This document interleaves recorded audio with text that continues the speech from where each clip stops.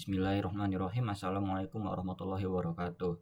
Perkenalkan, kami dari kelompok 6. Di sini kami akan membahas tentang analisis etika profesi TI terhadap manipulasi algoritma rekomendasi produk berbasis AI pada platform Shopee, yaitu mengubah black box menjadi black box dalam sistem e-commerce. Di sini terdapat 5 tim investigator, yaitu Nurul Alifia Afifah, lalu Muhammad Hafiz Anindya, lalu Ulfa Aulia Sakina, dan lalu adalah Aryan Zaki Prayogo, dan saya sendiri Faiza Safais Diardi. Di sini akan dimulai dari latar belakang, yaitu evolusi e-commerce di era AI. Yang pertama adalah katalog digital.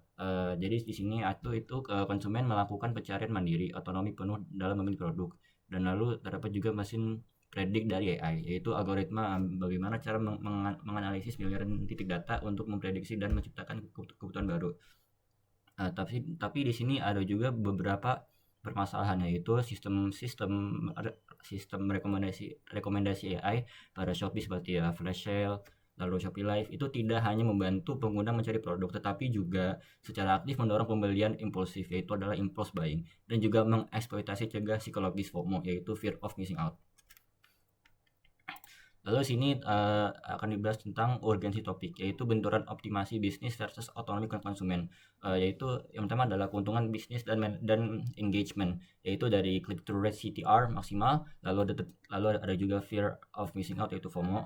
Lalu yang ketiga adalah manipulasi dark patterns. Lalu dari otonomi minimumnya itu adalah otonomi dan kebebasan konsumen. Yaitu yang pertama adalah pilihan berbasis rasionalitas, lalu yang kedua adalah transparansi informasi, dan lalu yang ketiga adalah perlindungan privasi data. Jadi di sini platform e-commerce kini berada pada titik kritis, yaitu kepercayaan konsumen atau trust itu terancam oleh algoritma yang berorientasi tunggal pada konversi finansial jangka pendek. Lalu juga untuk keterkaitan topik, yaitu kode etik di balik arsitektur pilihan. Jadi dalam dunia TI itu setiap sistem yang dibuat itu sebenarnya memiliki konsekuensi yang etis, termasuk juga algoritma rekomendasi. Jadi setiap baris kode adalah keputusan etis, yang dimana merancang algoritma rekomendasi atau recommendation itu bukanlah murni persoalan optimasi matematika, tetapi juga melainkan rekayasa perilaku sosial yang berdampak nyata pada jutaan user. Lalu terdapat juga standar profesi yang pertama adalah kewajiban menghindari kerugian, yaitu adalah desain antarmuka, dan algoritma itu tidak boleh secara sengaja memicu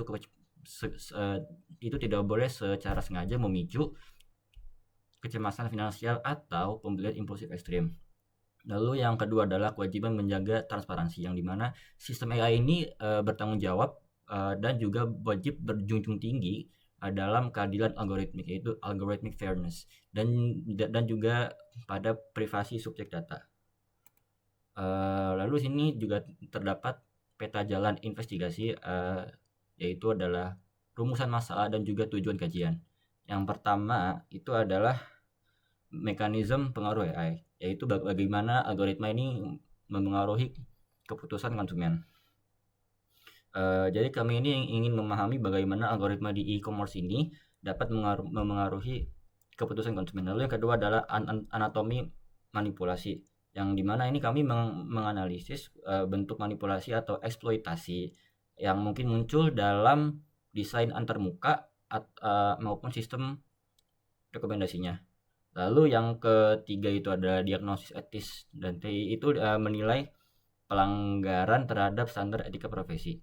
Lalu yang keempat adalah dampak sistemik, yang dimana ini menganalisis efek domino bagi konsumen, UMKM, dan juga platform. Lalu yang kelima adalah resep dan akuntabilitas, yang dimana ini juga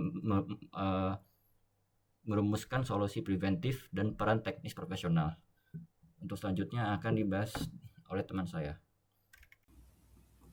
Oke, kemudian pada slide ini saya akan menjelaskan gimana sistem rekomendasi AI di e-commerce dapat bekerja dari algoritma yang mengumpulkan data dari pengguna, kemudian akan diproses menggunakan metode collaborative filtering untuk merekomendasikan produk berdasarkan kemiripan perilaku antar pengguna, kemudian content based filtering untuk mencocokkan atribut produk dengan histori pengguna, dan yang terakhir hybrid dan deep learning yang digunakan Shopee untuk menghasilkan rekomendasi yang lebih personal dan kompleks. Nah, ini untuk membantu pengguna menemukan produk yang relevan, tapi jika algoritma lebih dioptimalkan untuk meningkatkan engagement dan penjualan, maka akan muncul persoalan etika. Kemudian, di slide ini menunjukkan beberapa bentuk manipulasi algoritma rekomendasi pada platform e-commerce. Yang pertama itu manipulasi urgensi melalui content timer dan promo terbatas yang membuat pengguna merasa harus segera membeli produk. Kemudian filter bubble, yaitu algoritma terus menampilkan jenis produk yang sama sehingga pilihan pengguna menjadi terbatas. Kemudian hidden sponsorship, yaitu produk sponsor ditampilkan seperti rekomendasi biasa tanpa penjelasan yang jelas. Nah, penggunaan AI dalam sistem rekomendasi itu perlu dikaji menggunakan prinsip etika dan tata kelola AI. Nah, di sini terdapat 3 prinsip utama dalam tata kelola AI, yaitu fairness, yang berarti algoritma harus adil dan tidak merugikan pengguna maupun penjual tertentu, transparansi, yang berarti pengguna memiliki hak untuk mengetahui mengapa suatu produk direkomendasikan kepada mereka, dan accountability, harus ada pihak yang bertanggung jawab apabila sistem AI menimbulkan kerugian bagi konsumen. Nah, kemudian di sini Shopee menggunakan recommendation engine berbasis AI untuk memproses data pengguna dalam jumlah besar. Sistem ini terhubung dengan berbagai fitur seperti produk pilihan untukmu, Shopee Live, Shopee Video, dan Flash Sale. Melalui fitur-fitur tersebut, algoritma menganalisis perilaku pengguna lalu menampilkan rekomendasi produk yang dianggap paling relevan. Namun, dalam praktiknya, sistem ini juga digunakan untuk meningkatkan engagement dan mendorong pembelian impulsif melalui promosi real time dan personalisasi konten. Nah, di sini itu bagaimana algoritma AI mengubah jejak digital pengguna menjadi strategi personalisasi. Dari input yang digunakan berupa histori pencarian, durasi menonton, klik produk, dan data lainnya, kemudian akan diproses untuk memetakan pola perilaku dan kerentanan psikologis pengguna. Hasil akhirnya adalah rekomendasi dan tampilan promosi yang dirancang untuk memicu fear of missing out atau FOMO, sehingga pengguna terdorong melakukan impulsive buying, yang menunjukkan bahwa sistem rekomendasi AI ini ternyata tidak hanya mempengaruhi pengalaman belanja, tetapi juga dapat mempengaruhi perilaku dan keputusan konsumen secara signifikan. Oke, selanjutnya kita akan membahas anatomi manipulasi di Shopee Live. Sekilas, fitur-fitur seperti countdown promo, notifikasi stok terbatas, dan aktivitas pembelian pengguna lain terlihat normal sebagai strategi pemasaran. Namun, sebenarnya elemen-elemen ini tuh dirancang untuk memberikan tekanan psikologis kepada pengguna. Yang pertama, ada time pressure. Contohnya pada tulisan promo berakhir dalam sekian detik. Tujuannya adalah membuat konsumen merasa harus segera mengambil keputusan sebelum waktunya habis. Akibatnya, pengguna ini tuh sering tidak sempat membandingkan harga atau berpikir secara rasional. Yang kedua ada quantity pressure atau tekanan kuantitas. Misalnya pada stok tersisa 2 barang. Hal ini menciptakan ilusi kelangkaan atau scarcity yang memicu rasa takut ketinggalan atau FOMO. Yang ketiga, terdapat social influence. Jadi platform ini tuh menampilkan aktivitas pembelian pengguna lain secara real time seperti user A baru memilih produk ini. Nah, teknik ini memanfaatkan mentalitas kelompok atau herd behavior sehingga pengguna itu merasa produk tersebut memang layak dibeli karena banyak orang lain juga membelinya. Jadi kasus ini tuh kita bisa melihat bahwa tidak hanya berfungsi sebagai tampilan visual, tapi juga menjadi alat untuk memengaruhi perilaku dan keputusan konsumen. Nah, dari studi kasus yang tadi, muncul pertanyaan, apakah pengguna benar-benar memahami bagaimana pengguna mengambil keputusan mereka ini dipengaruhi atau tidak gitu. Nah, di sini dijelaskan pada slide 12, pengguna menganggap rekomendasi dan promosi yang muncul itu bersifat organik, netral, dan berdasarkan kualitas produk atau minat mereka. Namun, kenyataannya di balik sistem itu terdapat black box algorithm, yang artinya proses kerja algoritma tidak transparan bagi pengguna. Platform seringkali memprioritaskan kepentingan komersial seperti komisi, biaya sponsor, atau iklan berbayar dibandingkan relevansi objektif. Masalah etisnya adalah pengguna ini tidak diberi informasi yang cukup bahwa mereka itu sedang diarahkan oleh sistem yang memiliki kepentingan bisnis tertentu. Akibatnya, konsumen membuat keputusan dalam kondisi informasi yang tidak seimbang. Nah, dari karena itu, dapat dikatakan bahwa platform ini tuh gagal memenuhi prinsip dasar etika digital, yaitu kejujuran dan transparansi dalam penyampaian informasi kepada pengguna. Nah, selain masalah transparansi, ada juga masalah yang lebih serius, yaitu eksploitasi privasi dan bias algoritma. Nah, yang pertama adalah eksploitasi privasi. Jadi, platform itu akan mengumpulkan dan memproses data hyperpersonal pengguna seperti durasi menonton, pola klik, waktu aktif, bahkan kecenderungan emosional pengguna saat berbelanja. Nah, data ini kemudian digunakan untuk membangun strategi yang paling efektif dalam mempengaruhi perilaku konsumen. Permasalahannya adalah banyak pengguna tidak benar-benar memahami sejauh mana data mereka diprofilkan dan dimanfaatkan oleh algoritma. Jadi mereka pengguna, meskipun pengguna ini merasa bebas memilih, sebenarnya keputusan mereka ini sudah sangat dipengaruhi oleh analisis data yang mendalam. Nah, yang kedua, ada bias algoritma yang menyebabkan ketidakadilan atau fairness issue. Nah, algoritma cenderung memberikan exposure lebih besar kepada sponsor karena lebih menguntungkan bagi platform. Nah, sementara itu, untuk UMKM menjadi semakin sulit mendapatkan perhatian pengguna. Nah, akibatnya tercipta ketimpangan struktural di dalam ekosistem digital. Platform yang seharusnya menjadi ruang persaingan yang adil justru memperkuat dominasi pihak yang menjadi modal yang lebih besar. Untuk selanjutnya akan dijelaskan oleh teman saya. Dan di sini saya akan menjelaskan mengenai peran profesional TI dari sisi front end, khususnya UI UX designer dan product manager. Pertama, yaitu UI UX designer memiliki tanggung jawab etis untuk menghindari penggunaan dark patterns, yaitu desain antarmuka yang bersifat manipulatif.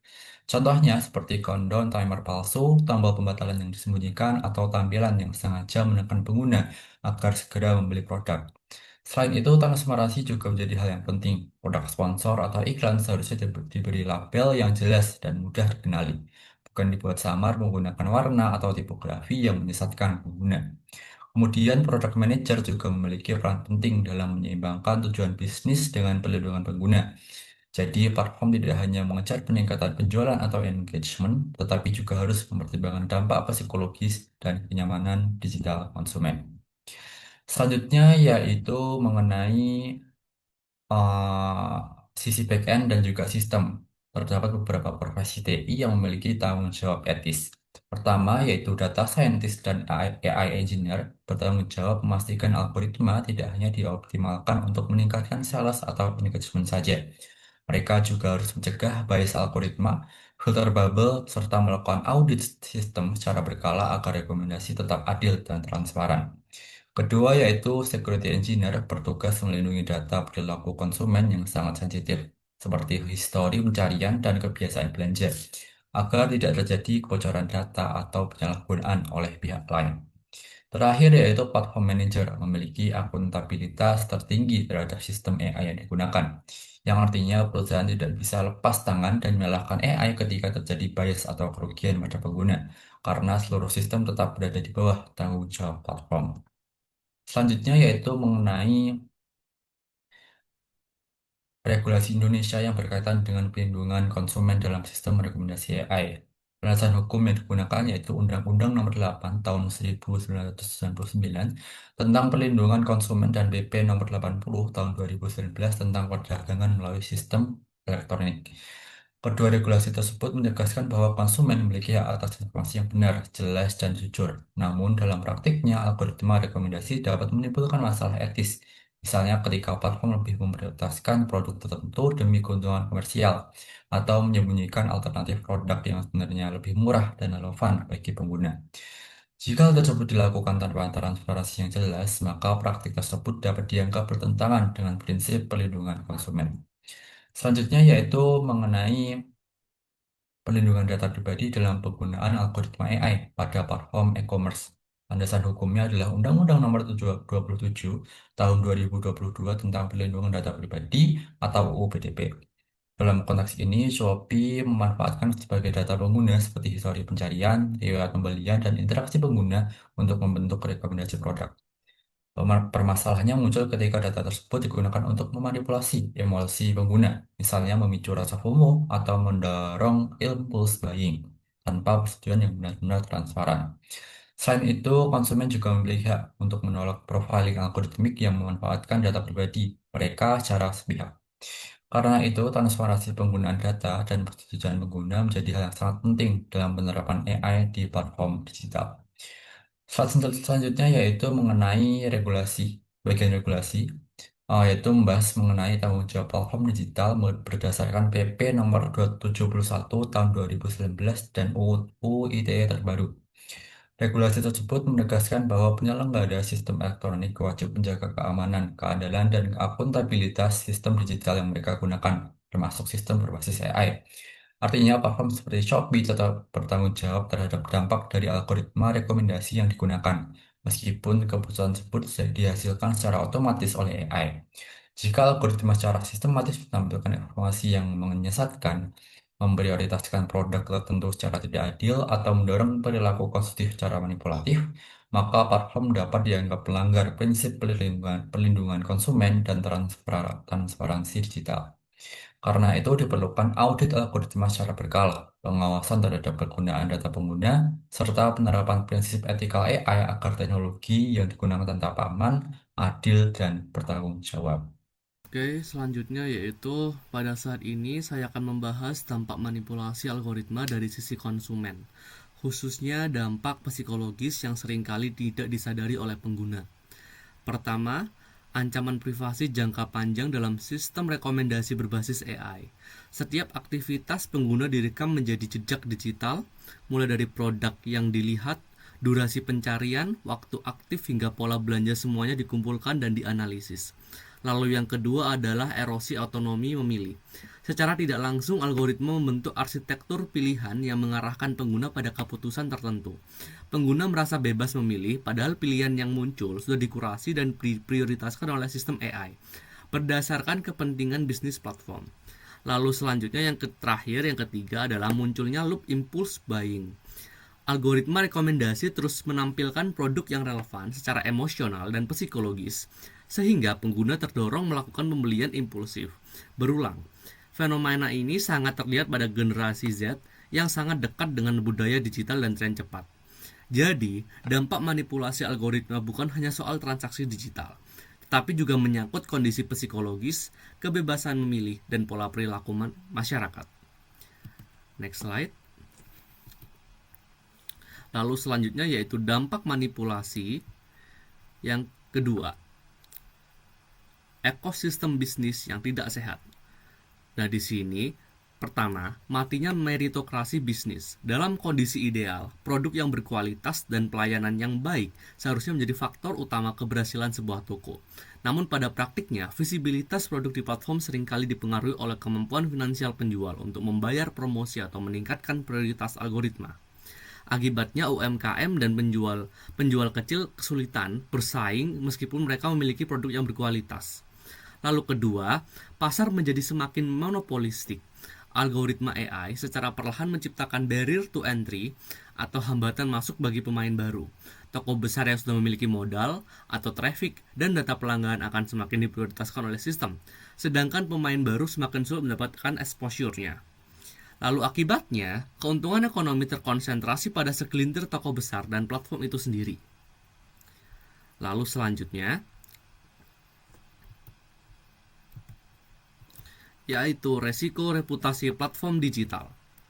Di sini terdapat pengguna mulai menyadari bahwa rekomendasi yang muncul tidak sepenuhnya objektif, melainkan diarahkan untuk kepentingan komersial tertentu.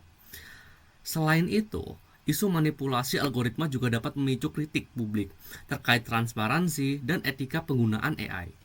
Platform digital yang dianggap terlalu agresif mengejar keuntungan tanpa memperhatikan kesejahteraan pengguna beresiko mengalami penurunan loyalitas pelanggan dan citra negatif di masyarakat.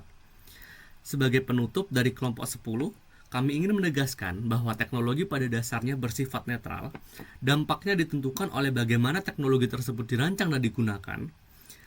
Oleh karena itu, pengembangan AI dalam platform digital harus selalu diimbangi dengan nilai etika agar inovasi tidak berubah menjadi bentuk manipulasi yang merugikan masyarakat. Demikian pemaparan dari kelompok kami. Terima kasih atas perhatiannya. Mohon maaf apabila terdapat kekurangan dalam penyampaian kami. Wassalamualaikum warahmatullahi wabarakatuh.